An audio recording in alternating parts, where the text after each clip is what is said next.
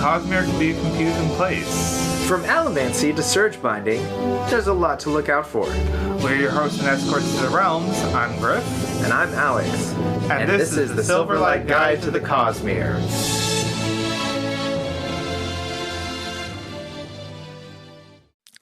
So welcome to our episode on Mistborn Era 1.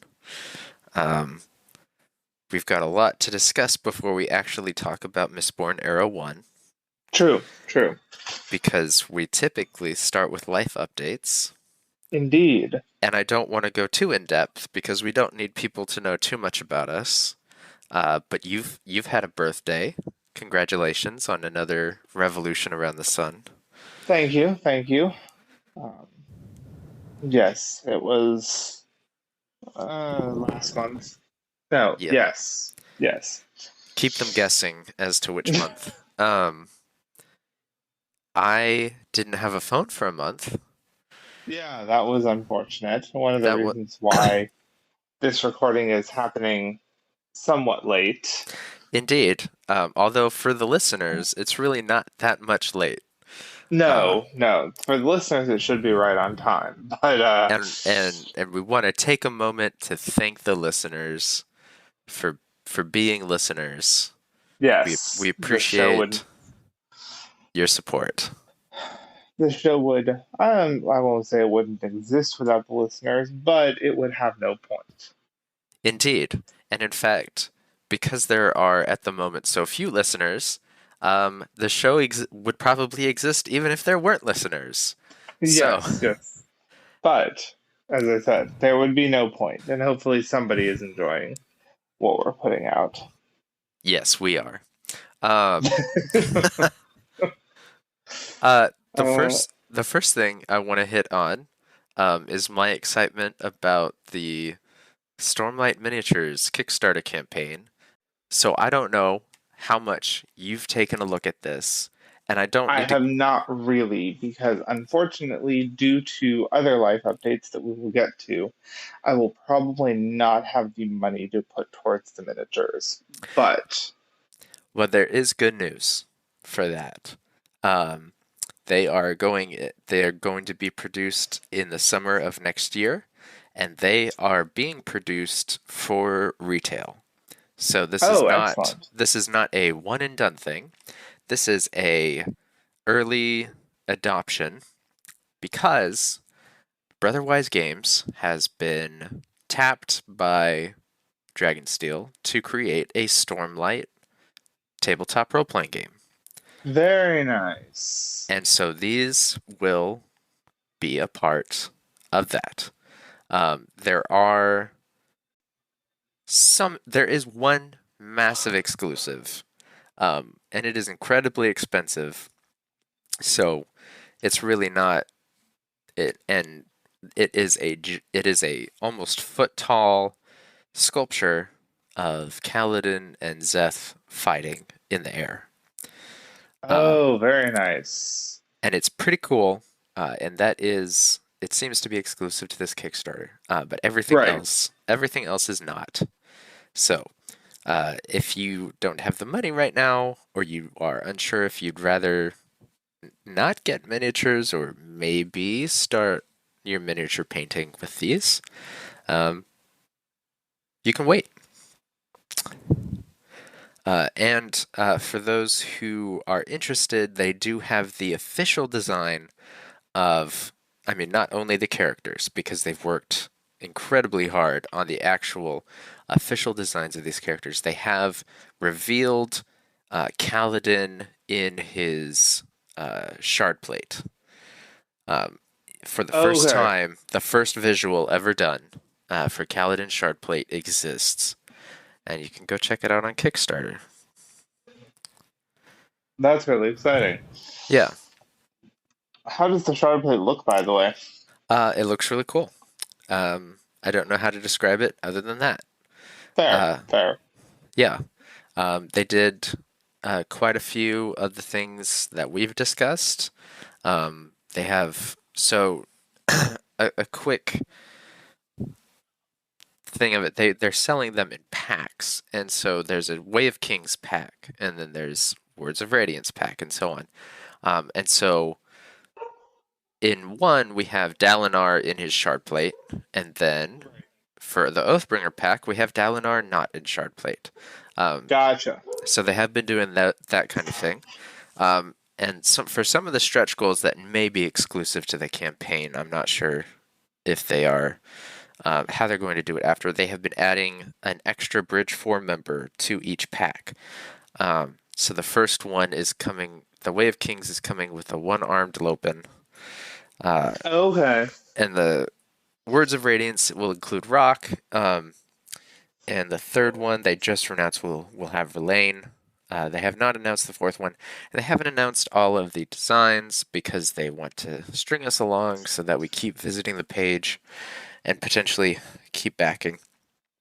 But for those not interested in miniatures, they also have slightly larger figurines. They have 5. It's Caledon, Yasna, Adolin in Shardplate, Skybreaker Zeth, and then they did add Shallan, and these figures are a little bit bigger, and they come pre-painted. So if you just want to display them, they're almost like amiibos. If you just want to display them, those you can get all 5, I believe, for $60, or a pack of 4 for $50, or individual ones for $15. But they also have those in blister packs that look like they're also designed for retail later on. So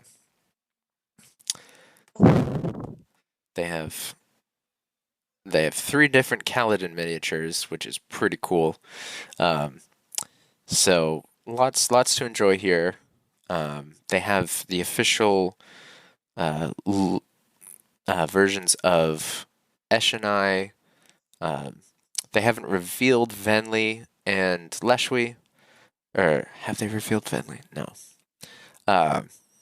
Oh, they did reveal Venli. But they also have Leshwi. So we are finally seeing what sort of 3D and colored versions of the singers look like. The singers and the fused. Right. And the Parshendi in general. Anyways, that was maybe a little longer than I wanted to go on that. But I'm very excited. Do you want to do more life updates?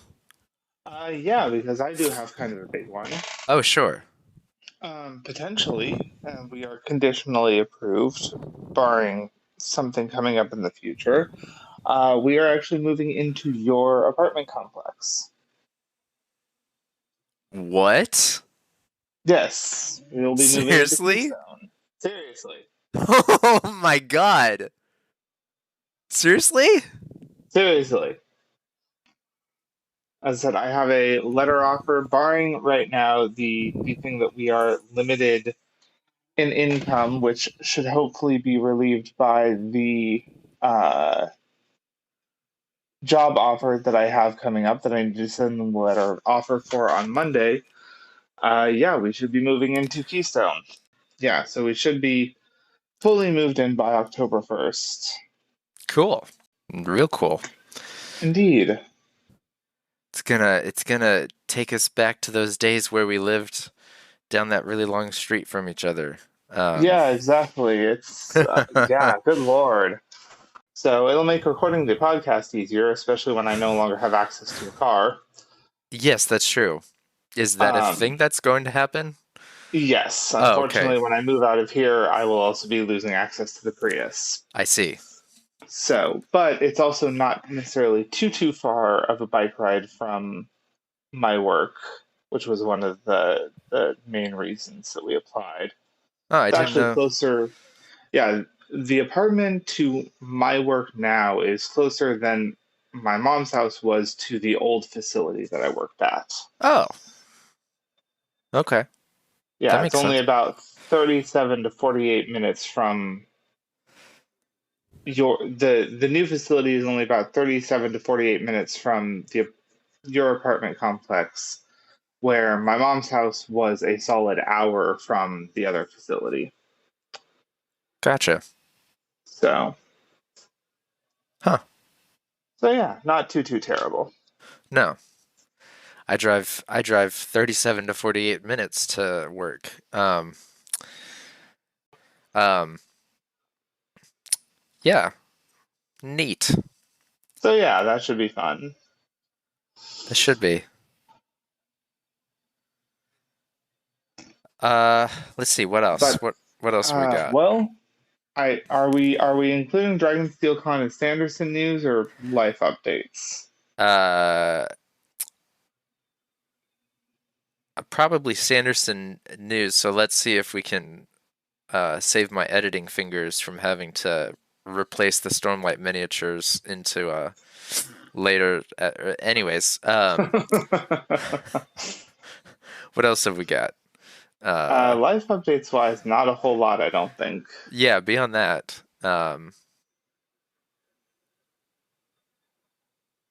cool. Okay, So anyway, Dragonsteel. yes, Sanderson news, Dragonsteel Con. That is Yes, coming up in November 14th and 15th, correct? that's true. They've been sold out of badges for quite a while, or tickets, whatever you want to call them. So we can just rub it in the listener's face. I'm kidding. I'm kidding. Yeah, I know. But I was thinking beforehand we could possibly order some Silverlight Guide t-shirts, just like a couple of custom ones, and if listeners are there, they could potentially come up and say hi. That's true. That's true. We could do that. It's got potential. And they've put out the schedule of events. Right. Which we need to discuss at some point because we need to figure out exactly what we're going for and what we're not. Yes, and I have, for simplicity's sake, I have created a schedule with my suggestions of what we should do, as well as the best alternative in some spots, to really get the most out of it. Prioritizing meeting authors such as Dan Wells and Brian McClellan, Very and nice. and also doing things that are fun, like learning how to draw your favorite Stormlight characters as cartoons, or Cosmere characters as cartoons. So we can discuss that later. I can send Yes. that, and we can discuss how you register for that, because I'm not sure when it's going live tomorrow. But I imagine that there are limited spots for many of these things, and I'd like all three of us to be able to get in. So I agree. And yes, that would be excellent to sign up, get the spots, make sure that we don't miss anything. We yeah, will also be, I think, recording each day of the con as kind of a yeah, bonus content, I guess. I guess so. I'm not really Uh, sure. We'll I figure was that just out thinking later. that, yeah, I was just thinking we'd probably do some unedited recording at the end of each day and upload it as kind of a live update of sorts. Yeah, that makes sense. So, also, I should be getting the driver position at work, which Nice. is the new offer. So, I guess that is a life update. But what Yeah. that was leading into was I should be able to listen to Lost Metal. Oh, neat.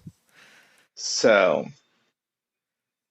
we should have quite a bit to talk about when that comes out. Indeed. Indeed. Have they announced the readers for the new audiobooks yet?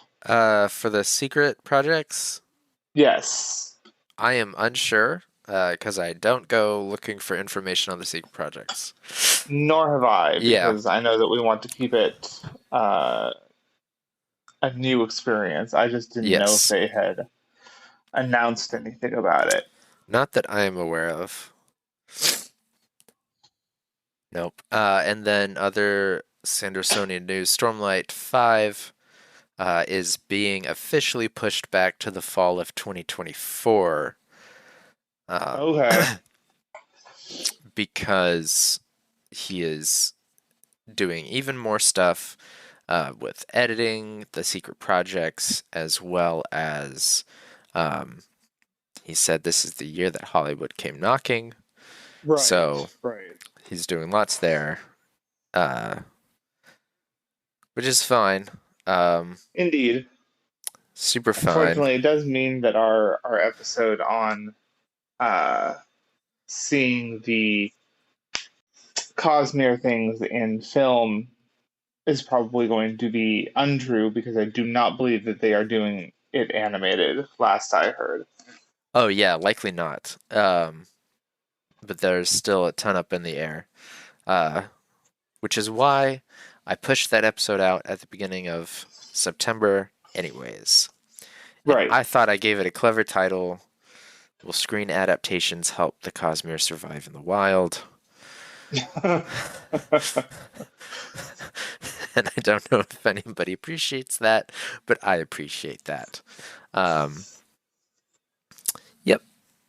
We Okay. will see, honestly. Yeah, he did say, I think one of the big things that people have been touching on is that he said, and this was back in August, that this time next year they should be in production. Right, which was a lot of people commented that that was very ambitious. And while Sanderson is an ambitious person, there are rules of physics and thermodynamics that probably need to be accounted for. True. So I'm gonna let him do his own pace. In addition to that, they've said that they're gonna do 2 Kickstarters a year.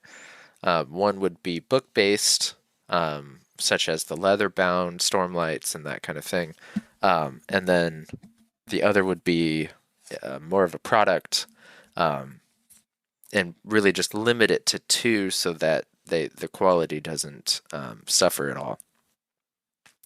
Well, that'll be exciting. Because he really doesn't want to take our money. He wants to provide cool stuff. Right. Which I'm down for. For sure. And on a kind of side note, I am hoping, though I don't know how accurate this will be, I would love to do painting tutorials. I know they're going to have painting tutorials of some of the miniatures from the Stormlight Miniatures Kickstarter, but I would like to be in a position with my skill to be able to do kind of paint along or something similar. So look out for that, listeners. Interesting. For Indeed. a year from now, because that would be cool. All right. Yes. And I hope we are still have this podcast going a year from now. I mean, we should with the secret projects. We should. Oh, yeah. Oh, trust me. We will have plenty to cover on that front. Yep. Very true. Plus, we will have to upload some videos. I think probably DragonSteelCon will be our first videos. Potentially.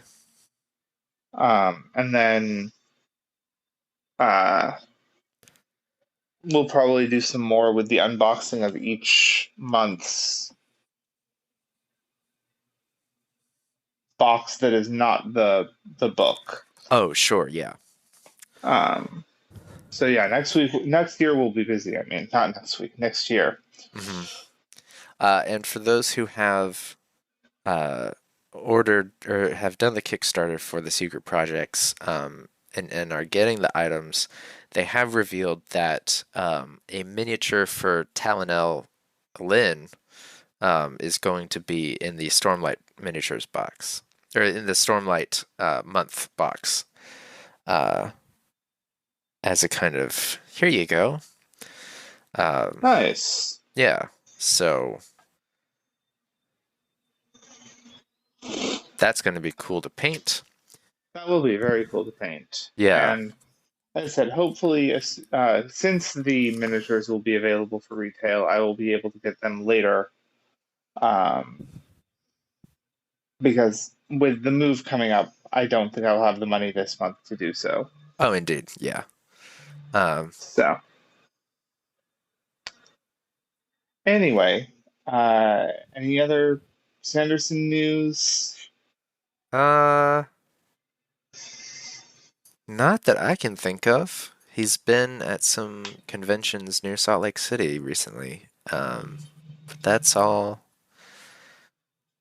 Uh, oh, interestingly, they did his final writing excuses cruise that he would be a part of, which their final destination ended up being Houston, or where the ship um, disembarked.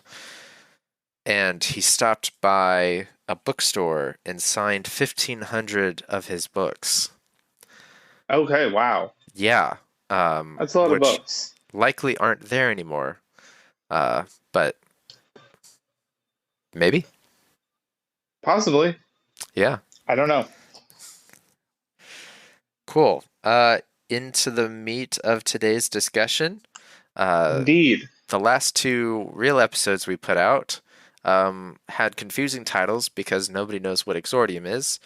And so they were our discussions on the magic system on Scadrial, which Oh, is yes. right. So those were the last two real episodes that were put out. Because screen adaptations, was an interlude. So Yes. now So we're now going. we are Oh, go ahead. well, I was just saying, I believe we're discussing Mistborn Era 1. Mistborn Era 1, that's right. And we're doing so in part because I lost part of the recording for our original discussion of it. And I think we Yes. can probably do a more concentrated, impactful discussion on it if we do a redo, a redux, whatever we want to call it. Yes. So here we are. So, general impressions of Mistborn Era 1.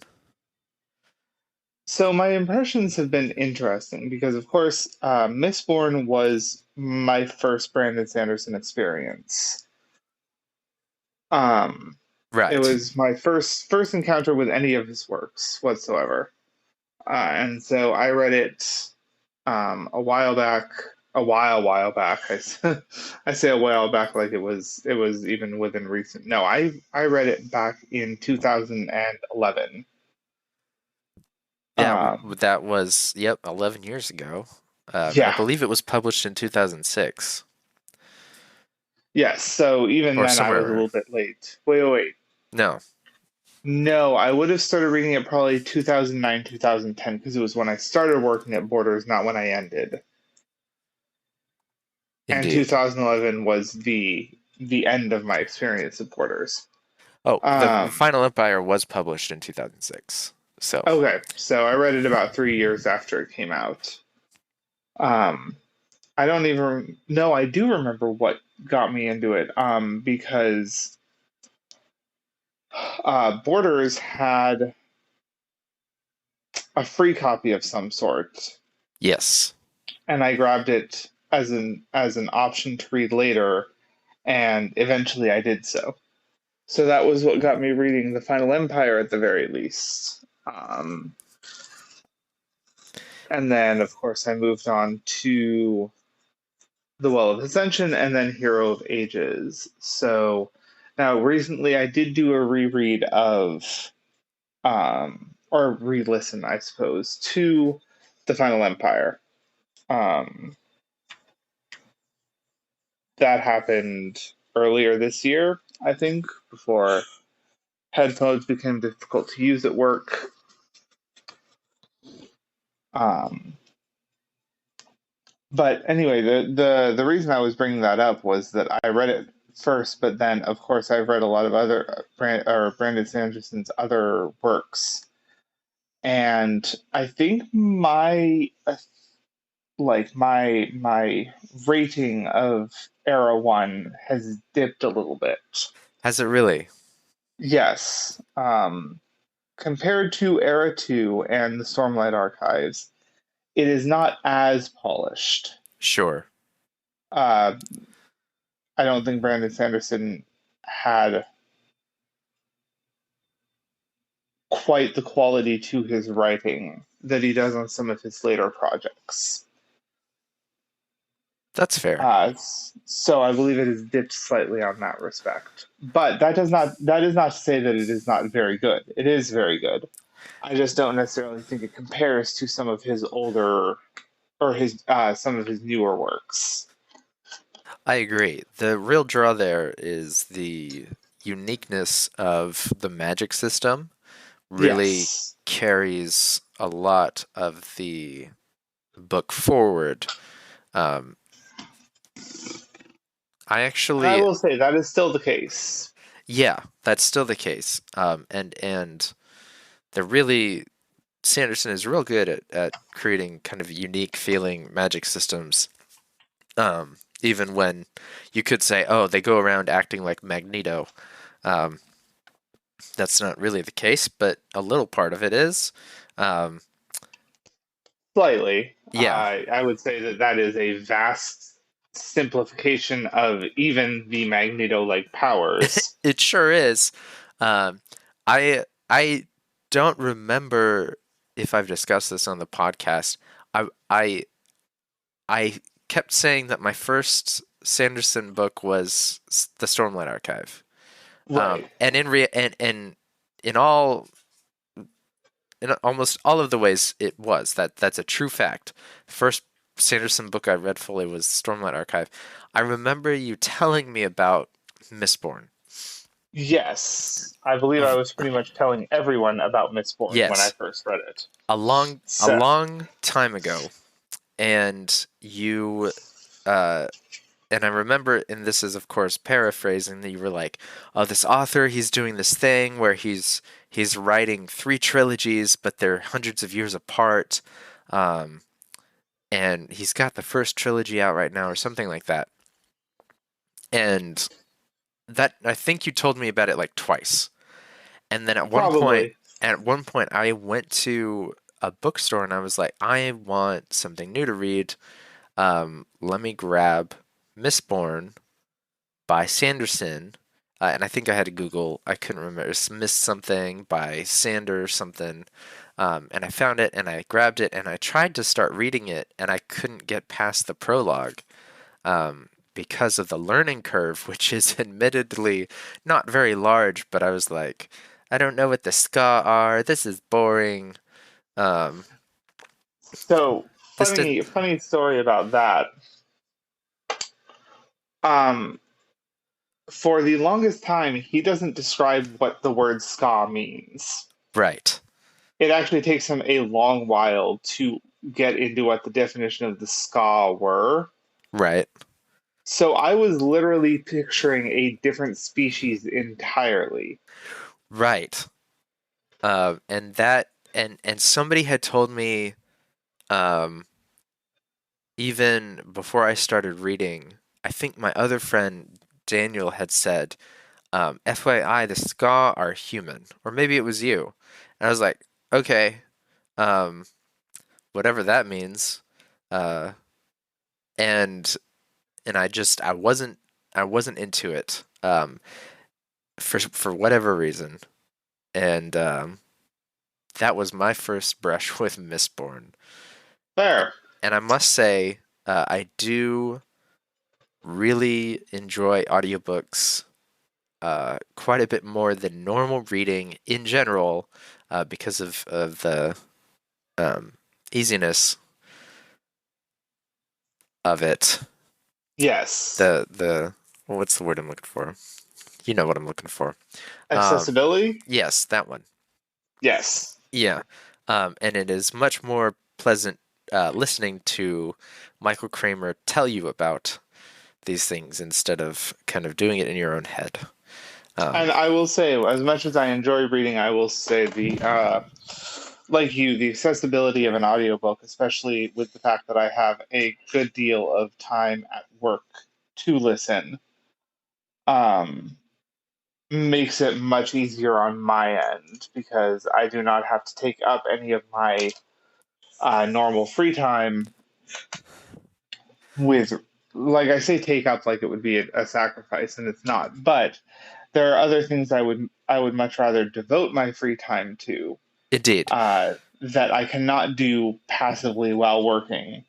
Right. Um, And I'm sure as you've noticed, and as our adult listeners have noticed, there is a point at which you lose a lot of time where you're looking for something to do instead of having something you must do, such as dishes or yes. chores. And audiobooks are accessible now. And so that concludes our episode on the virtues of audiobooks Yes. over Yes. print. Uh, I will And say, if an apocalypse happens, I am certain to die pretty soon. But two, I'm not going to lament the fact that audiobooks are no more, because we'll have all the time in the world to read. But yes. but for now, audiobooks are great.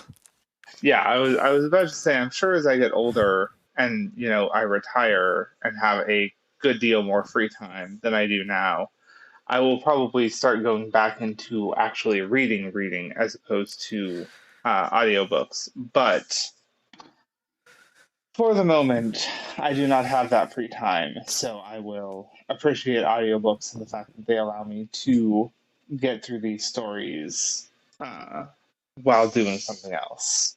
Indeed. So Mistborn is not as polished as his later books, which is, of course, understandable.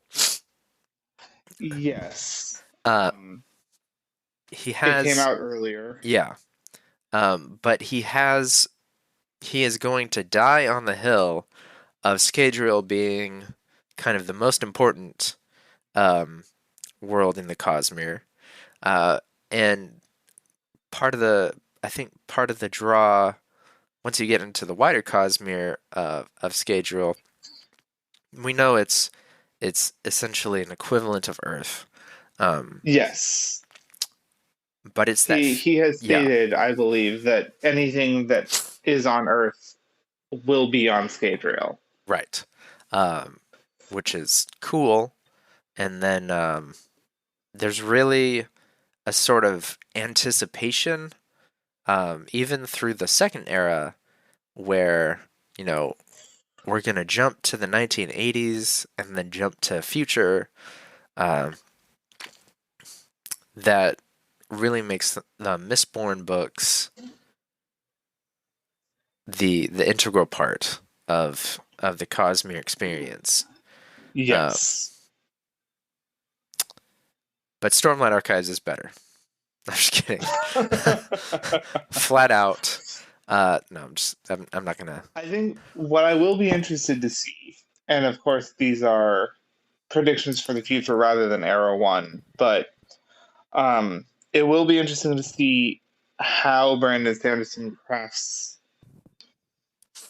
a spy thriller with the allomantic and feruchemical powers. Well, at one point there's gonna be um, a pseudo heist, if not a full heist, and they're gonna do the bit where instead of rappelling down a rope into the museum to grab the ancient artifact, it will just be a steel pusher, um, Ah, and something is going to happen, and they're going to catch themselves right above the infrared, um, the laser, right there, yes, yes.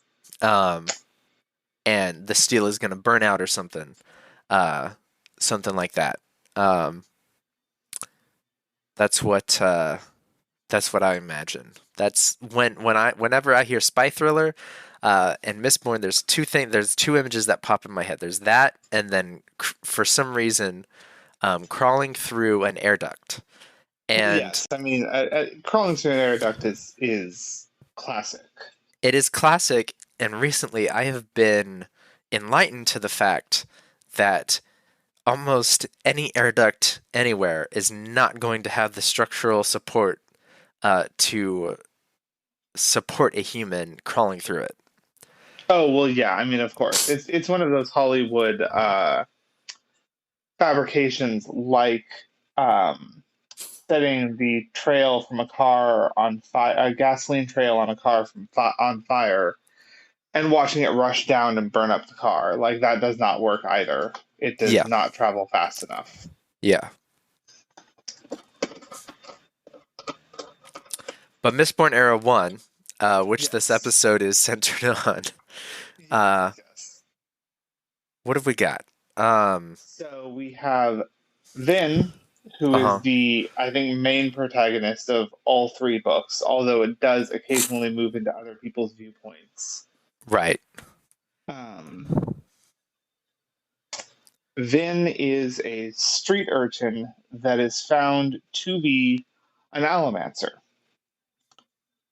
who is one who can burn, well, or I guess found to be a Mistborn, Sure. which, compared to a Misting, who can only ingest and burn one of the metals, a Mistborn can ingest and burn all of them. Mm-hmm. And Um, and that's it. That's the story. I mean, for the first one, almost, yeah, kind of. There's a bad guy, and then they want to steal something from him, and it doesn't go right. And Oh, yeah, does that not go right? really, the first book um is 7, 8 out of 10. But there is a huge flaw that breaks Sanderson's law of magic, Okay, I'm which I'm I'm interested. and this is something he's discussed himself. If you go listen to his lectures that he's done at BYU and put on YouTube, um, the part at the end with where Vin is facing the Lord Ruler, and she, hello, Yes. hello, Go on, kitty. go on out. There you go. Um, Sorry about that. that's okay. Uh, everybody has their own story to tell. Indeed, indeed. The part where Vin is facing the Lord Ruler, um, and she has the mists flow into her. That is the first time we see that power happen, and it is not explained until a lot later, um, Yes. until 2 books later, and Not he, really until the end of that set of the third book. right, and so and he's said the beta readers were like, this is not normal. This is weird, in his lecture on promises and expectations or something like that, for plot. Um, you set the story up to go where it's going to go. You make a promise, you set the expectations, and then something like that comes along, and you've now blindsided the reader with something you did not let them predict. So it really was a Deus Ex Machina. Yeah, it was. And I think it would have been much more so had he not gone in and explained what was going on in the third book. But I Right. will freely admit that as a standalone experience, yes, you do get blindsided by a new experience that is not explained. Yeah. And but I will say his reliance on unreliable narrators um helps to make the ending of book 1 feel climactic, even True. even when a lot of what Vin does is useless. Um, it's nice to have that kind of 11th metal thing going on all along, and then it's actually quite useless, and so on. But Mistborn Era 1 really shines when you take all 3 books as a whole, uh, and you cut out chunks of the second one and just Yes. toss them, and you say, we don't need these anymore. And then you That say, that's this is a true. really, really good trilogy. Um, you can just take the parts that are A through Y, and we can toss the Z, because Zane is a sore thumb that Yeah, I would love yeah, to one day sit down and really hammer out a way that Mistborn, or not even Mistborn, the Hero of Ages works. Not Hero of Ages, Well of Ascension works. If you excise his parts, and well, and I think that was the most interesting thing to me because here's here's the thing that I have always found with trilogies. The best trilogies I have read, barring some exceptions, are always the first book can stand alone as a story. mhm, And I think for the most part that is true for uh, Final Empire. yes, I think you can read Final Empire as a standalone book. Yes, there are some questions at the end, but for the most part, the story is done at the end, and you could leave it there and have a satisfying read. yeah, Books 2 and 3 should flow into each other, expand on the story from book 1, and book 2 does not necessarily have to have the same uh, satisfying end that book 1 does, because you are going to flow into book 3. agreed. That is, as I said, my own personal view. I'm not saying anybody has to agree with me. And I 100% agree with that. That's something. I actually, sorry, Okay. go on. Oh, I was gonna say many movies, many trilogy movies are quite like that too.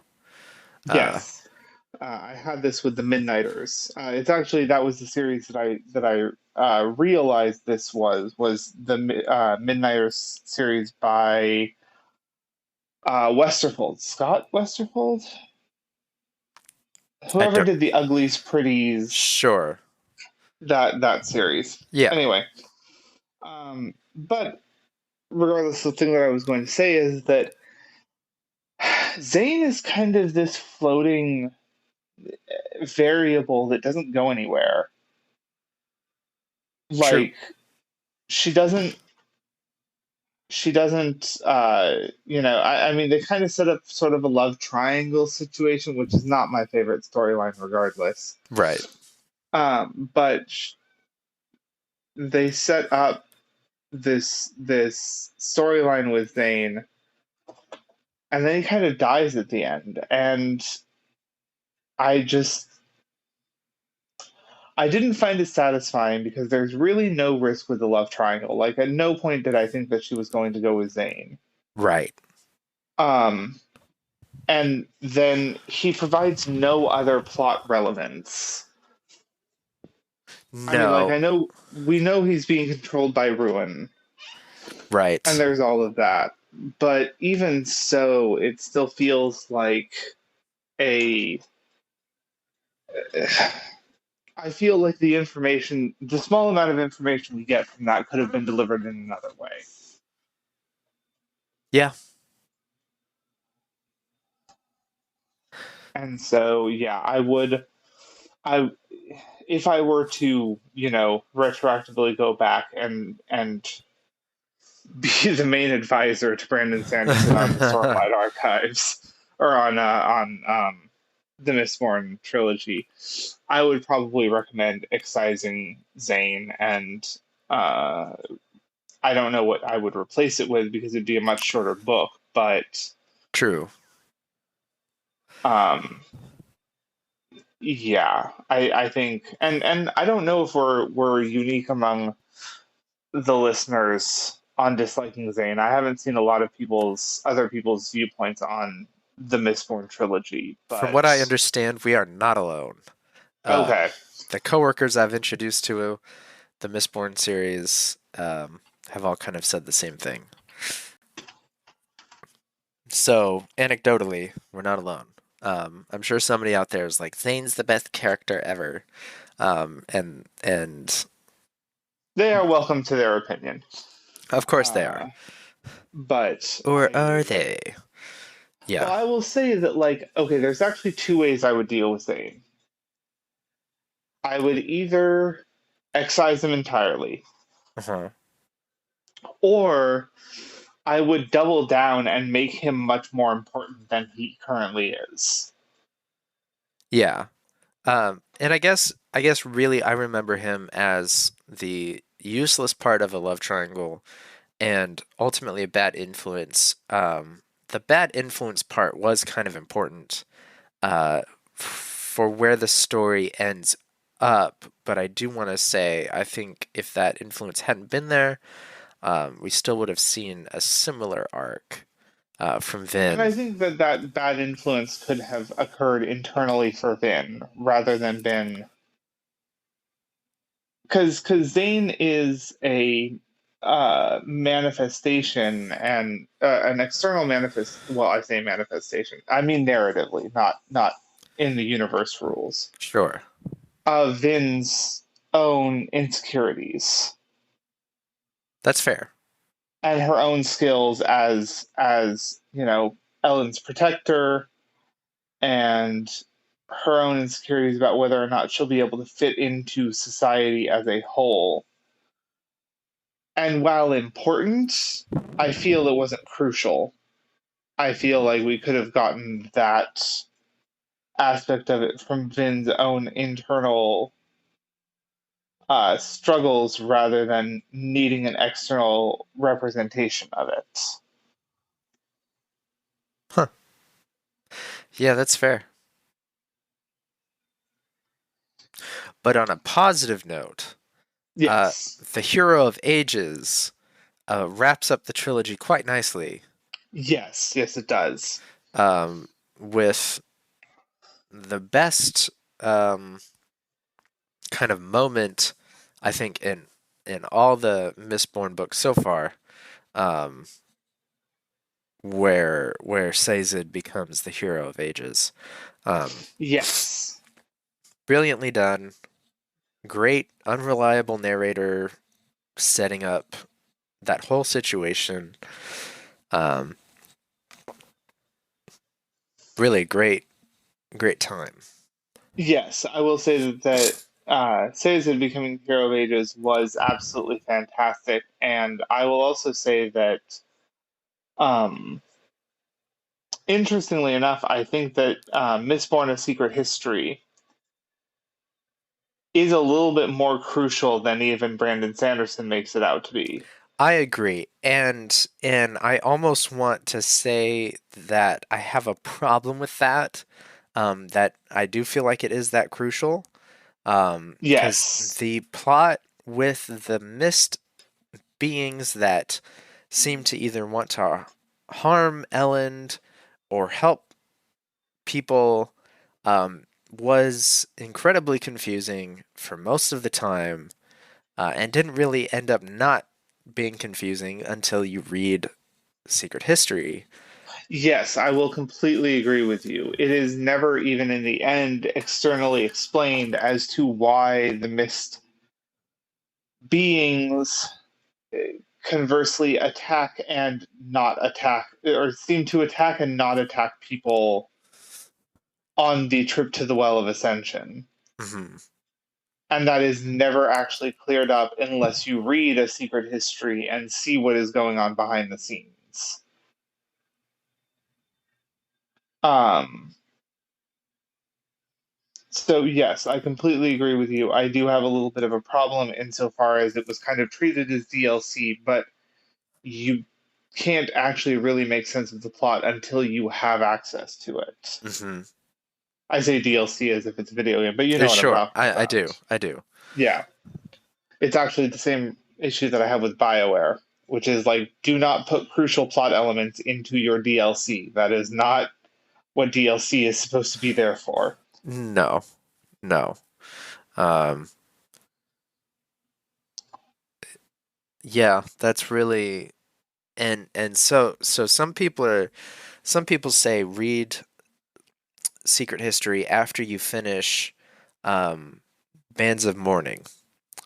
Uh, No. I know, and I think that's dumb. And Yeah, no, I would say that is, I mean, even if you're doing a straight read from Final Empire to Bands of Mourning, yeah, I still think that that is a bad place to put it. I agree. And the only reason people seem to suggest that is to get the maximum amount of um, oomph from the fact that Kelsier is alive. And I think that's dumb.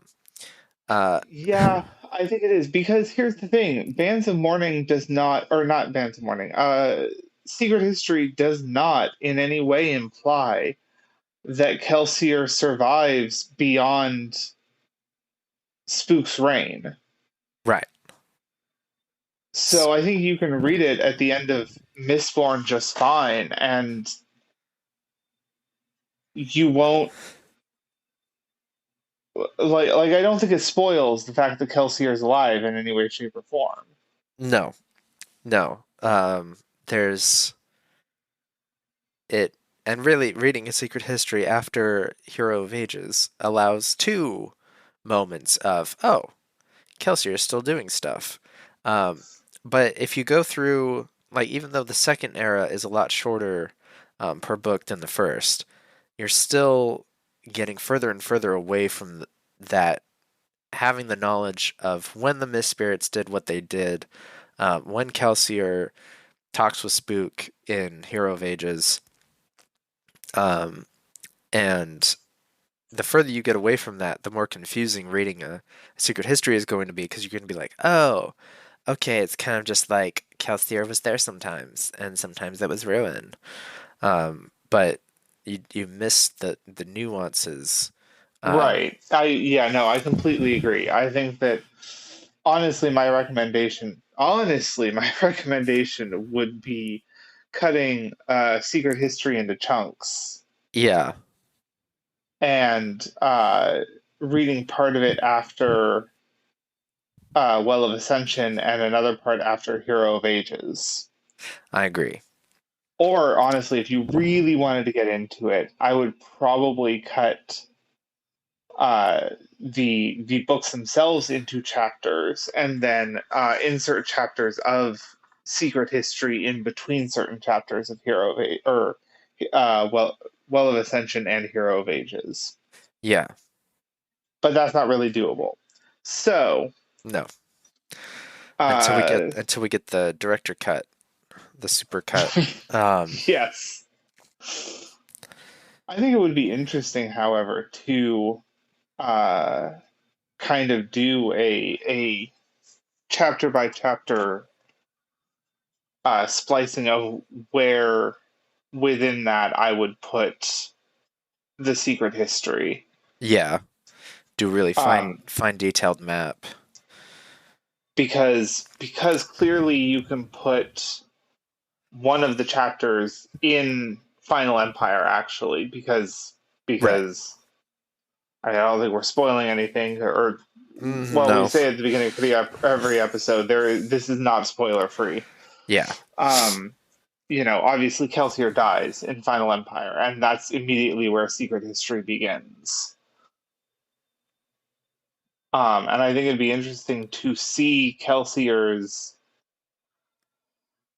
journey parallel to everybody else. It really would. It would be cool Um, to map that out. yeah, because we don't see. Wait, we see Vin. Wait, do we see Vin in Secret History? Just at the very end when she and Ellen meet Kelsier. Okay, I could not remember if we see her take on We see that in the the Lord book. Ruler. Oh. Oh, you mean like Because doesn't the Lord Ruler appear and then get thrown in or disappear into the great beyond? Kelsier sees that. yeah. Yeah, okay. But yeah, I don't think we really see anything more about that until she ends up in the Well of Ascension. Yeah. So We do see anyway, those bits, sorry. yeah. No. Yeah, I'm going off on a bit of a tangent here, but it would be interesting to splice in the chapters of uh, Secret History into the books themselves. It would. But yeah, I do think Well of Ascension is the weakest of the story. Oh, for sure. Yeah. That said, I mean we do get some very important information on the Khandra. True. We get there's there are a lot of redeeming parts about the Well of Ascension. Um and of course it is good. It's a good Yes, um it is a good story. I mean Zane's part notwithstanding. right. Exactly. So Era 1 it's a good solid story. Um a good introduction to the magic system and really getting Scadrial to the point where it can be excuse me, where it can be an Earth analog. Uh, it's really Yeah, you're definitely not wrong there because it does start out as a much more, or it starts out feeling like a much more typical fantasy world. yeah. Um, And I think the end of series one is definitely a necessary journey to getting Scadrial back to where, like you said, it's an Earth analog and setting up for Era two. yeah, in a way, because of how they refer to the Era 1 stuff in Era 2, it is, and this is a very loose comparison, it is almost Silmarillion to the Lord of the Rings. Um, Yes. although a lot, No, I absolutely agree because 300 years passes between um,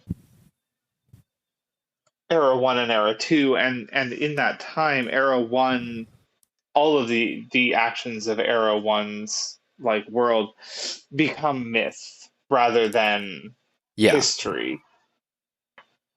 yeah.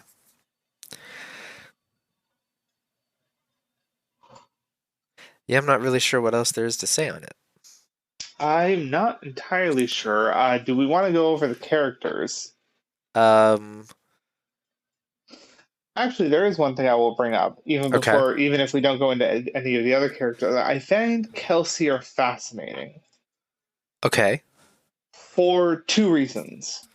One, like, he absolutely is a protagonist, don't get me wrong. But in much the same way of Rick and Morty or even Fight Club, he is not necessarily a good person. no, no, he's not. He's very And I think, gray. yes, he's very morally gray. And I think that that's kind of fascinating because, um, we're kind of we're presented to him as if what he is doing is good and justified. Right. And in some respects it is at least understandable if not necessarily justified. Yeah. But I will say that the further you get in, even in the Secret History, um, the more you see that his moral ambiguity is actually much more central to his character, and he is, in some respects, almost kind of one of those people that is only a hero because he feels like he owns like protection of Scadrial is his primary focus. Right. And so it does not matter what it takes to protect Scadrial, that is what he will do. He is not concerned with a Cosmere wide uh, good or evil Right. or what's his name? Uh Odium, like I do not think he cares about odium past whether or not it presents a threat to Scadrial. I agree. He's almost a Doctor Doom kind of character in that Yes, regard. yes. And like, I definitely think that his experience uh in the Final Empire shows that he is there to he manipulates basically the entire team to build himself up as a god so that people will have something else to worship. Yeah, And throughout it all, it does hint to like that he has another plan going on and stuff like that, and it works. Don't get me wrong. I mean, we see in Era 2 that the Church of the Survivor exists, um, true. but at the same time, it's very clear that like he does not trust his team. Well, I mean, he trusts them insofar as he expects them to get the job done, but he does not tell anyone about what he is planning. He just enacts it, It's true. Very true.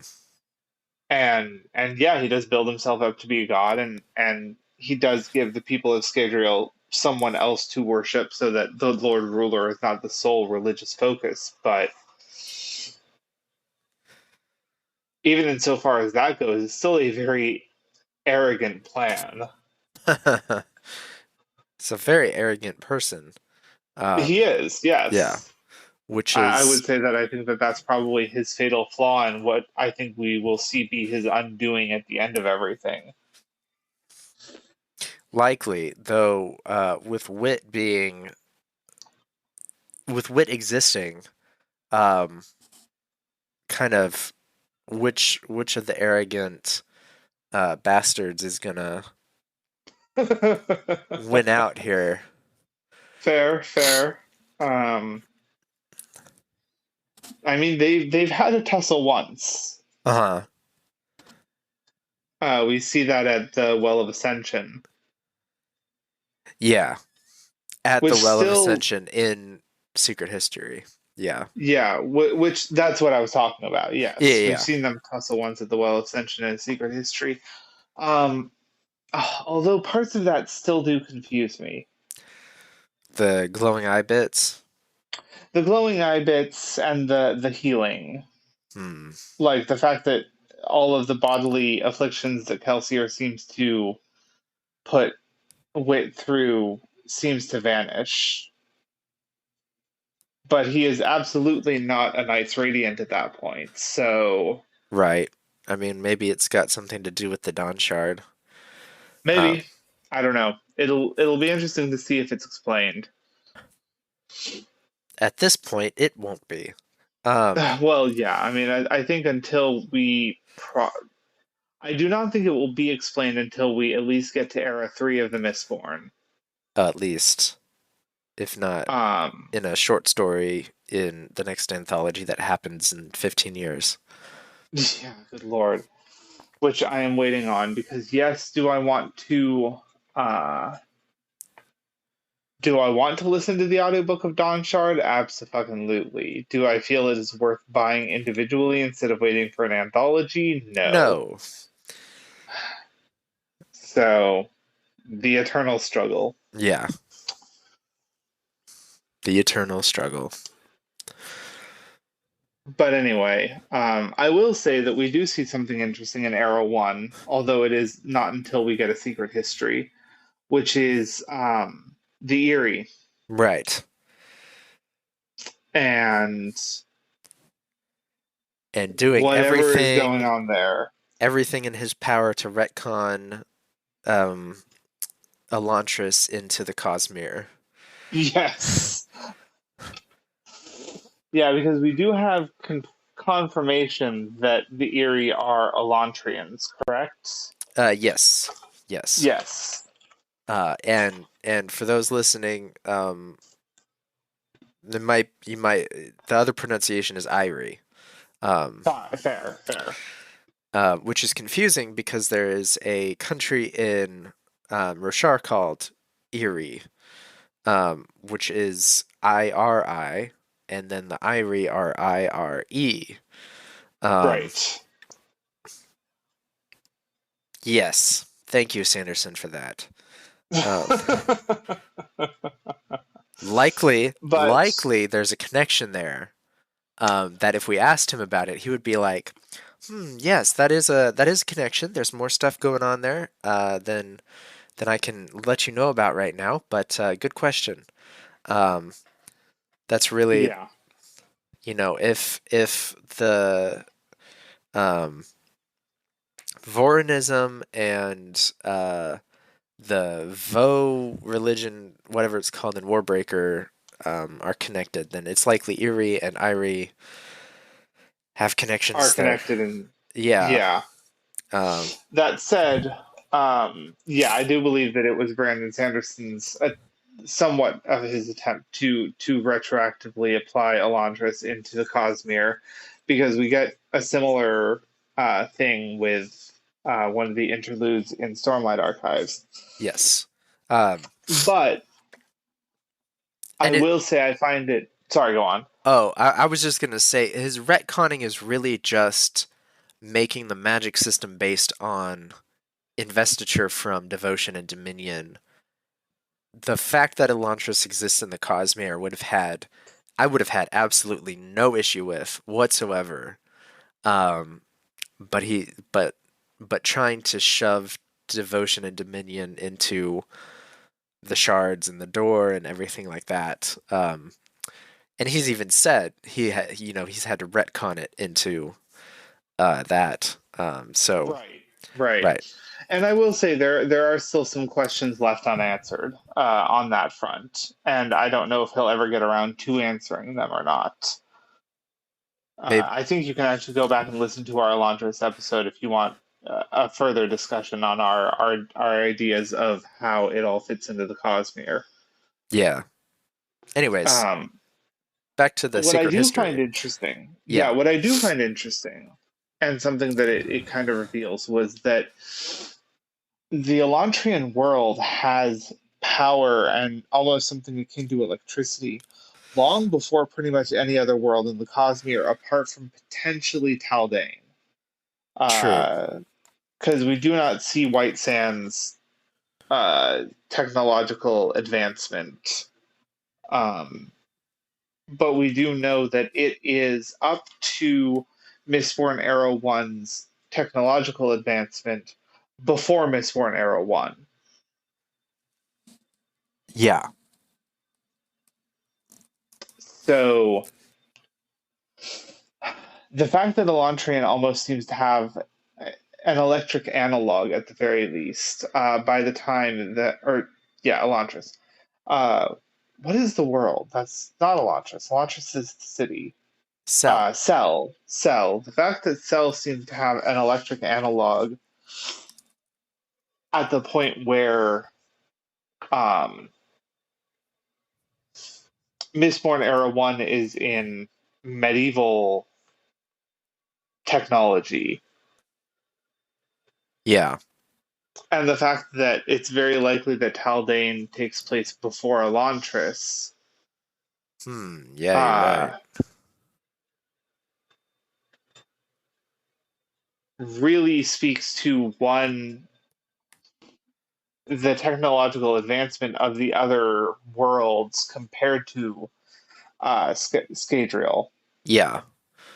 I suppose those could happen independently of time, or like it could take one planet a lot longer to figure something out. Well, and we do know that Scadrial was put on a technologically advanced stagnation Yes, because of the Lord Ruler. that's true. So there is that aspect of it. But I will be interested to see where the Elantrians are in further books. I agree. Hopefully we get some. At this point, I just want the back half of Stormlight Archive, the two more trilogies of Mistborn, and then the three Dragonsteel books. Yeah, I agree. That's pretty much what I'm looking forward to when it comes to wrapping up the whole Odium storyline. Yeah. That said, I will freely admit the King is it Kingmaker? Is that the Oh, right. Something like that. something along those lines? The other story that occurs on sixth or First of the Sun. Yes. I actually really like First of the Sun's world, and I would Oh, like to yes. see more stories on it because I definitely appreciate what it is. I appreciate the way he built that world, and even if we don't get anything more that is plot relevant, um, I still think it would be fun to see more stories develop on it. It would be. And I hope there's some sort of moment when most of the Cosmere has been revealed, uh, or maybe he selects some person to take the charge and develop some sort of index uh, compendium of the worlds enough that there can be some sort of tabletop game or something similar. Um, Yeah, I mean that while I have not worked on it for a while, a Cosmere wide tabletop system is still something I would like to develop. yeah, Something that works no matter what world you're on, no matter what magic system you're using, yeah. We just gotta. which currently I don't think is the case because I do not believe that the people doing the Stormlight Archives RPG is the same that did the Mistborn. No, they are indeed not the same. But it from the very, very, very little information that has been said, because they're not expecting anything until 2024 on that front. It will be much more. Um, I'll throw out Dungeons and Dragons like, but the dude specifically mentioned stats that Dungeons and Dragons has. Um, Okay. so and the they have like a 15-second video of digital renders of some of the miniatures fighting the Chasm Fiend, and they roll a d20 and um, like a d12 and a d6. So I believe it's going to be much more normal. I'm going to say the word Right. normal. D20S. Yeah, d20 based instead of. I haven't played the Mistborn game. I'm not going to throw it. I have heard how that one functions, and it's buck wild in my opinion. Yeah. So So yeah, that's not. I am glad that they're kind of moving away from that because I think that the Mistborn one is interesting if misguided. yeah. And I personally think a fate system would probably be a really good way to adapt across everything. Um, Yes and no. it wouldn't make for very specific combat, but it would make for Uh, very easy. oh, it's not. Yeah, it's not even that. The issue that I have, I think, with using fate as a system is that I do not think their um was it uh stress box system would work very well to represent uh investiture. Oh, you'd have to still create the investiture part. Yeah, and I think that that's why I was planning on making a system of my own because I think the amount of work you would need to get fate to fit in would almost require making a system by itself. Now, one thing I will say is that I do like Fate's whole thing about I like the way Fate uses stress boxes in general. Sure.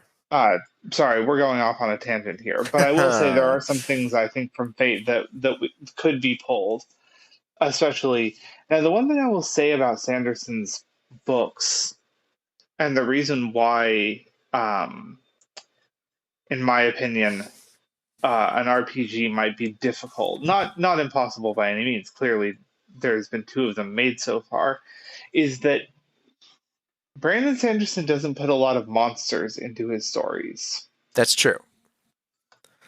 We have the Chasm Fiends, we have the White Spines, and as super dangerous animals go, that's pretty much it. Yeah.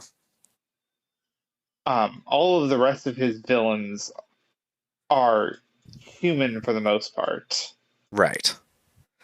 or they're gods that you can't really fight in a traditional sense. I don't know. Yeah, I mean, you could use a book. I mean, yeah, Kelsier does punch God, but at the same time, Yeah. Yeah, it's true. it's one of those things where, like, if you try to go up against Odium, it doesn't play out. Right. So I mean, ultimately, the Stormlight tabletop is going to be a battle simulator um, between armies.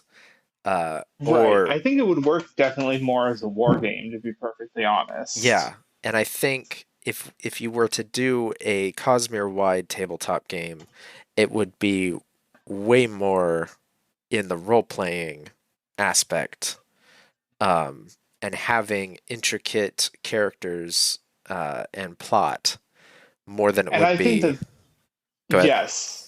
And I think, well, and I was going to say, and I think that's actually where something like a fate system would shine, where you have both mental and physical and social stress boxes. Yes. So you can make social attacks against someone or, mental attacks against them. And so, yeah, I do think that would work on that front. Yeah.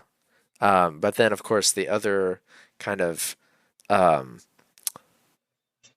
road roadblock or barrier to making Cosmere wide system is that we don't know how the magic interacts yet in a lot of Not cases. not wholly, no. We do have some examples of it, Wit being, of course, one of the major ones. Right. But I am And to be really thorough as a starting point. I think a chart outlining exactly where spikes need to be put for every single kind of thing that could happen via hemalurgy. That is the starting point of what would need to happen for a robust system. Um, yes. And I also think that, but one of the things that I was going to do, and one of the things that I was definitely going to advocate for my investiture system, was having it be a more narrative system than a strict system, because the only strict system we get with solid numbers is breaths right. from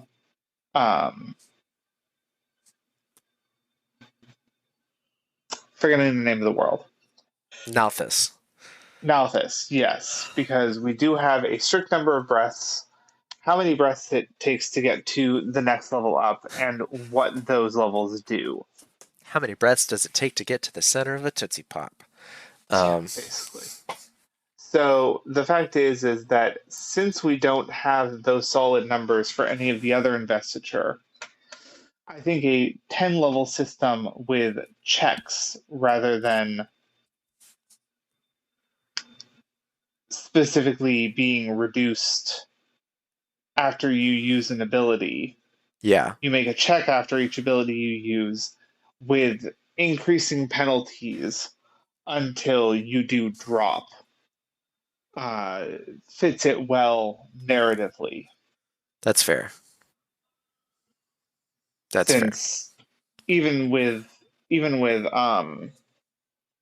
the metal mines and investing amounts in and then pulling out later, we still don't get a solid measurement on that. Yeah. Ultimately, it's all very confusing, and we're probably never going to get answers. Pretty much, yeah. So I'll work with what we got. Yeah. Anyway, back to Mistborn Era 1. Is there anything more to say?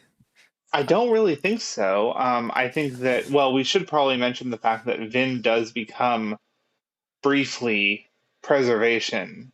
Yeah.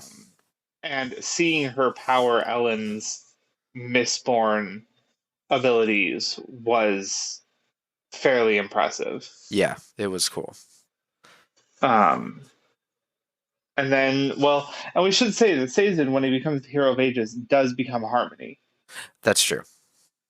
He does take on both Preservation and Ruin's powers and contains them in a single body, which will be interesting to see whether or not that has major implications later on. Oh, I'm sure it will. In his letters to Hoyd in Rhythm of War or Oathbringer, I can't remember which one. He's like, oh, Odium's going around destroying everything because when you have two shards, it changes fundamentally what you can do and how easy it is to act and so on and so forth. And right. So. Well, and it'll just be interesting to see because if our predictions from past episodes is correct and Hoyd is trying to revive Idonasium. Yeah. Idonasium. Then that will mean some probably pretty critical consequences for Harmony. That's true. So, but regardless, yeah, I think that's pretty much it for Arrow 1. Yeah. Don't need to beat a dead mist wraith with a... Wait. It's true. Nope. And so I think our next episode, are we getting on to Era 2? Yes. Okay. Then I suppose we will probably talk then. Is there anything else we need to discuss at the end of the show? Not that I'm aware of. Okay. Well, then I suppose we will talk next week when we cover Mistborn Era 2. Mm-hmm. And until then, don't panic, World Hoppers. Life before death, strength before weakness, and journey before Destin, Florida.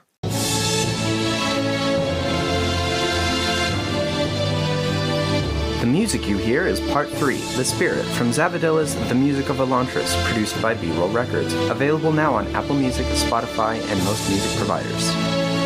If you like what you hear and you want others to hear it as well, please leave a rate and review. It really helps us get more listeners.